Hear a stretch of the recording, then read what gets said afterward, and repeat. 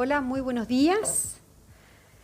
Como todos los días, estamos hoy día dando el informe de la pandemia COVID-19 en nuestro país.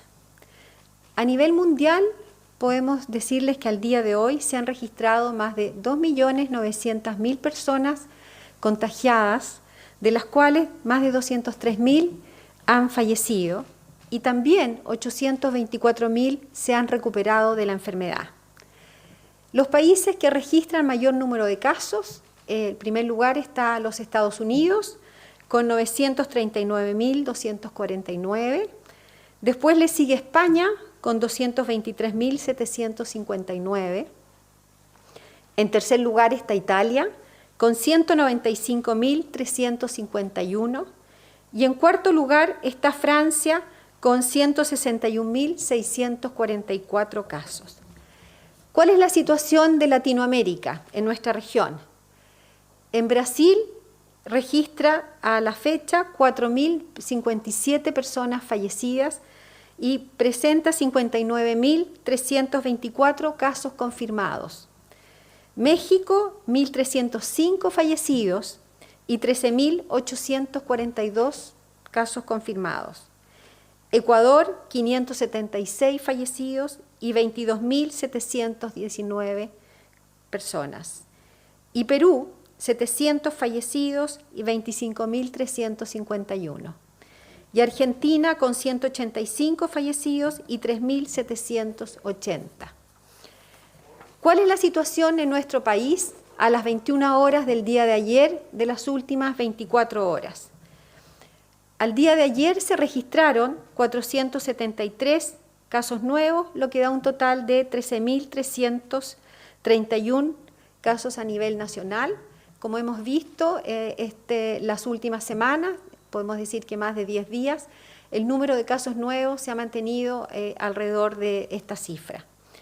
Al día de hoy existen en nuestro país ya, por esta cifra, 6.118 casos activos, es decir, un 46% del total de estos casos son personas que pueden contagiar, es decir, pueden contagiar a un tercero. Y es por eso que es muy importante que este es el grupo de personas que debe mantener un aislamiento estricto. A la fecha del total de casos recuperados, que son 7.024, significa un 52,6% del total de confirmados se han recuperado de la enfermedad, es decir, han pasado sus 14 días de aislamiento. Quiero finalmente decir que este número se ha mantenido y ha ido incrementando en los últimos días también. Por último, quiero notificar que en el día de ayer fallecieron 8 personas. Lamentamos el fallecimiento de estas 8 personas que fueron notificadas hasta las 21 horas del día de ayer y corresponde a una persona de la región de Antofagasta, 2 de la región metropolitana, 1 de la región de Maule, 1 de la región de Biobío, 2 personas de Araucanía y 1 de Magallanes, lo que da un total a la fecha de 189 personas fallecidas asociadas al coronavirus. En relación a la red integral COVID-19, hoy día se encuentran en una unidad de cuidados intensivos hospitalizados 415 personas, de las cuales 319 están conectados a un ventilador mecánico y de ellos, es decir, de estas 319, podríamos decir que 75 están en un estado crítico.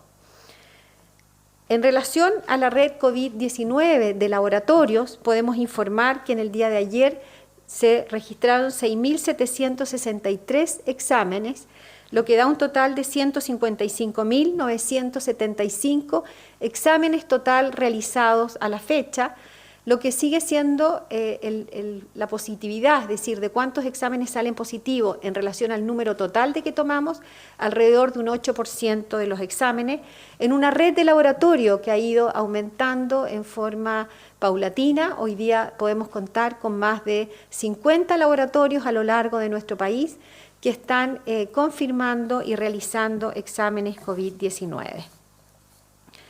Antes de ir a las preguntas, quisiera hacer un llamado y hablarles hoy día principalmente a aquellas personas que padecen otras enfermedades y que durante esta pandemia, durante este periodo de pandemia que hemos tenido en Chile, han dejado de ir a sus controles, han dejado de asistir a esas situaciones que deben concurrir.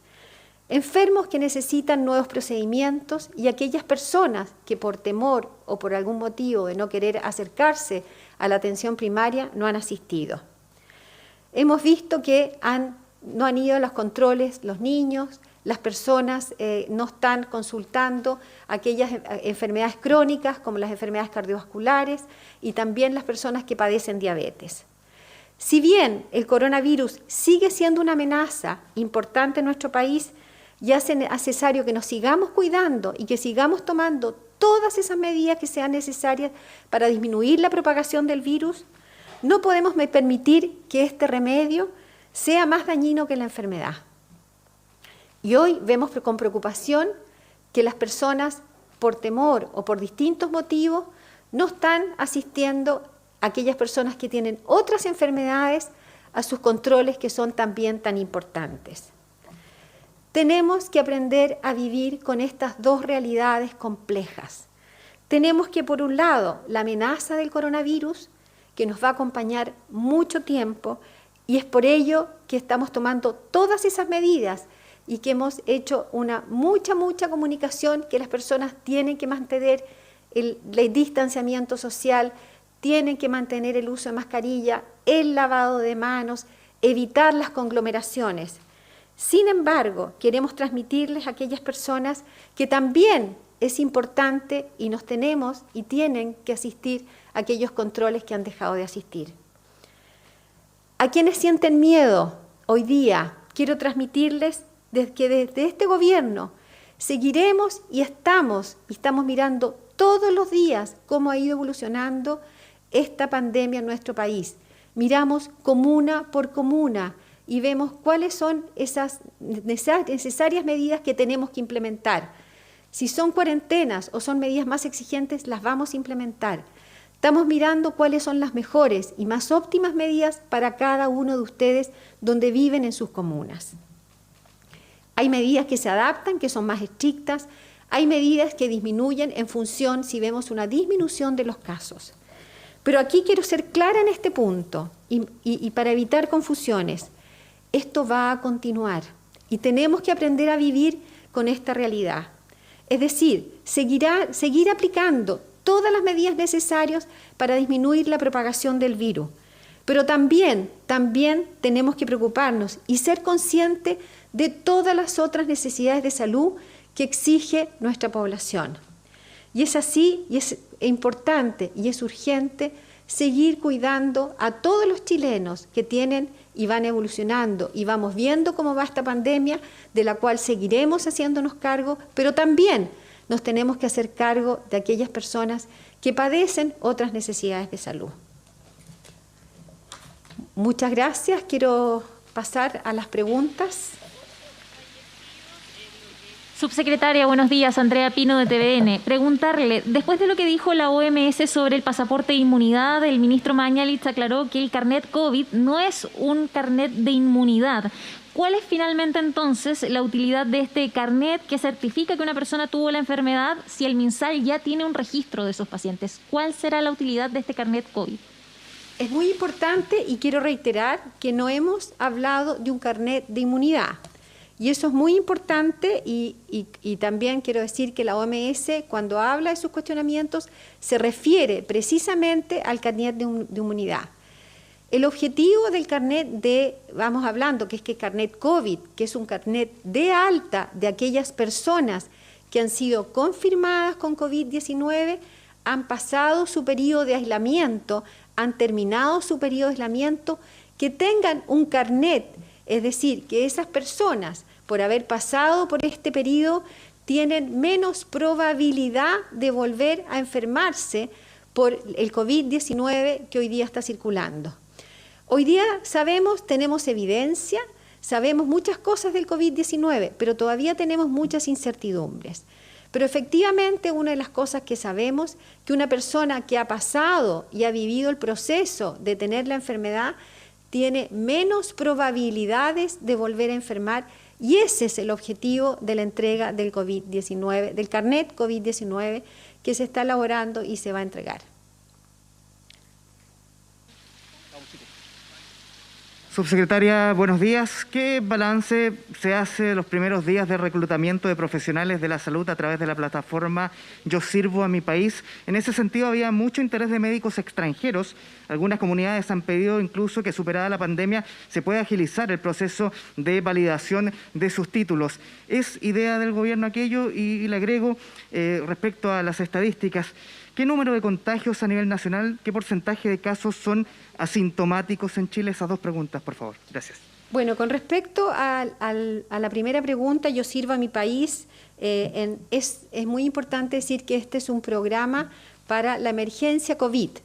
Y ese es el objetivo de este programa, que es reclutar, como usted lo dijo, a profesionales, profesionales médicos y otros profesionales técnicos para poder enfrentar la pandemia COVID-19. Esta es una plataforma que está efectivamente en conjunto, se trabajó con el registro civil, y esta plataforma lo que busca es que las personas ingresen y durante un periodo transitorio van a poder incorporarse para aportar durante esta pandemia.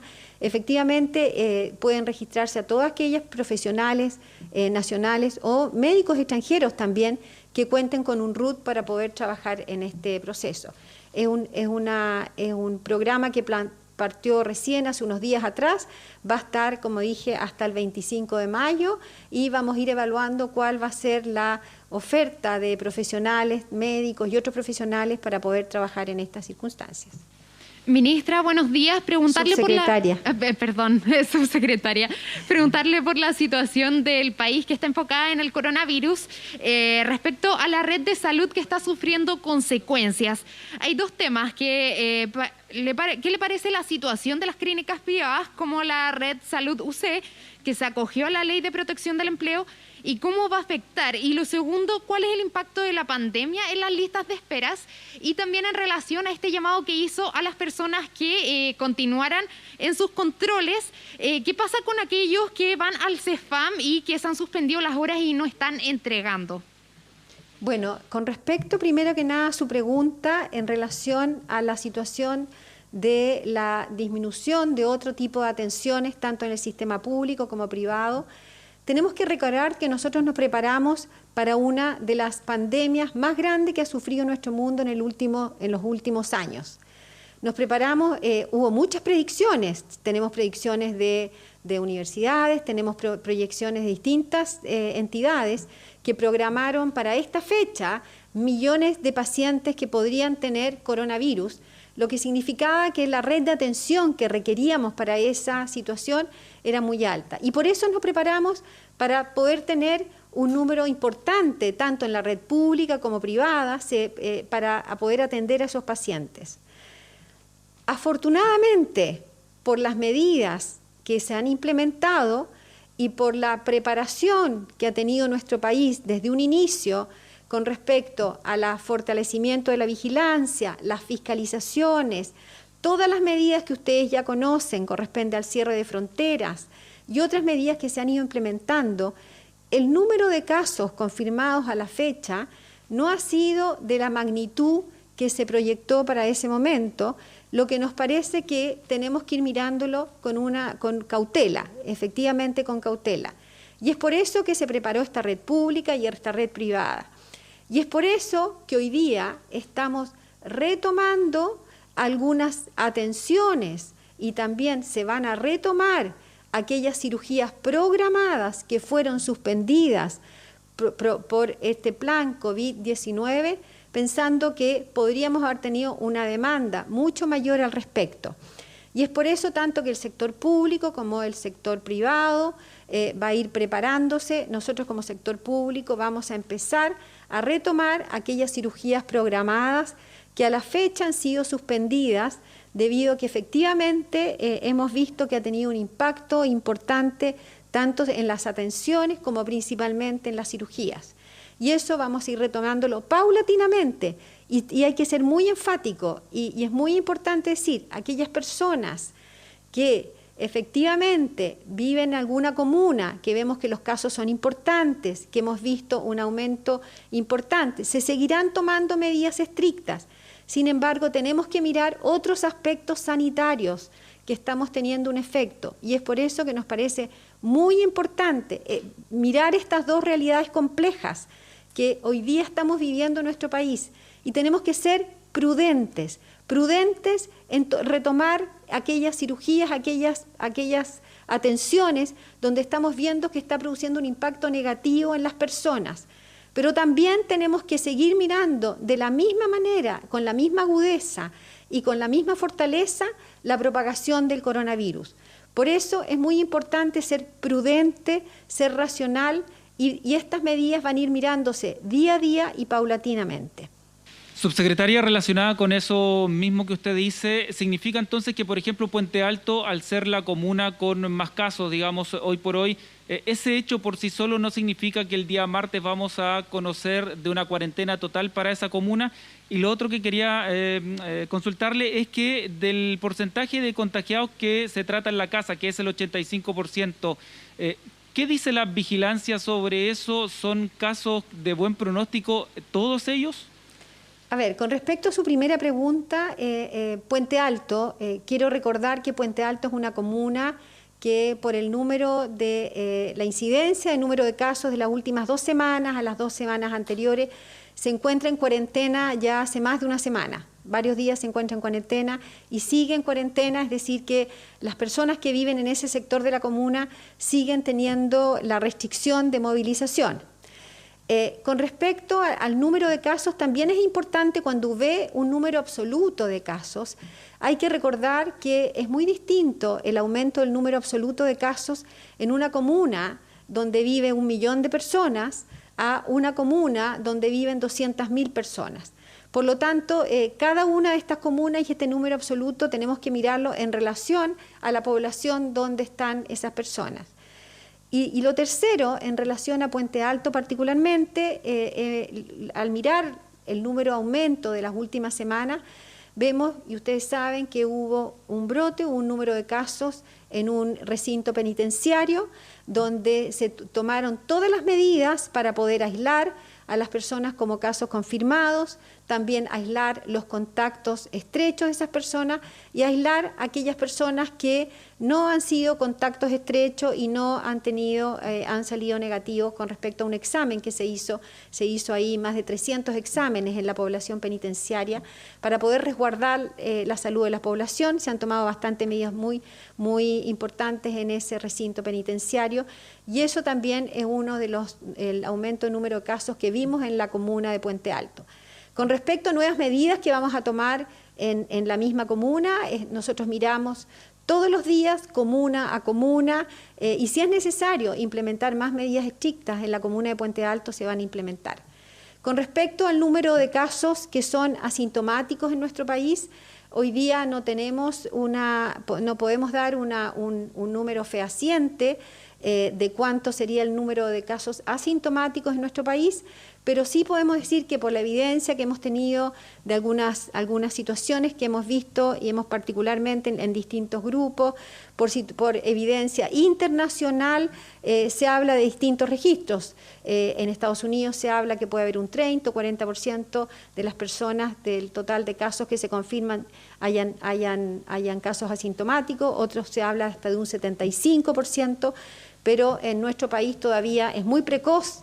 Llevamos prácticamente menos de 2 meses con esta pandemia en nuestro país para hacer un pronóstico y una evaluación exacta de cuánto sería el número de personas asintomáticas en Chile.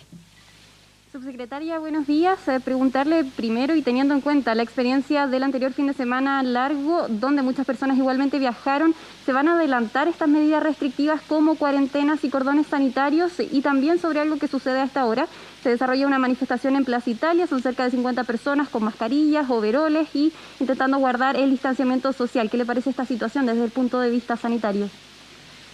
Con respecto al próximo fin de semana, quiero reiterar, como ustedes saben, hay una serie de medidas que ya están implementadas en nuestro país con respecto al desplazamiento a la segunda vivienda.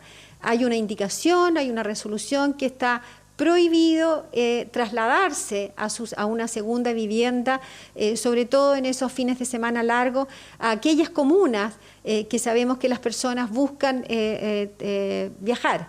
Es por eso que es aquí, lo primero, un llamado a la responsabilidad, un llamado a la conciencia de aquellas personas que se mantengan en sus casas el fin de semana y que no viajen a sus segundas viviendas.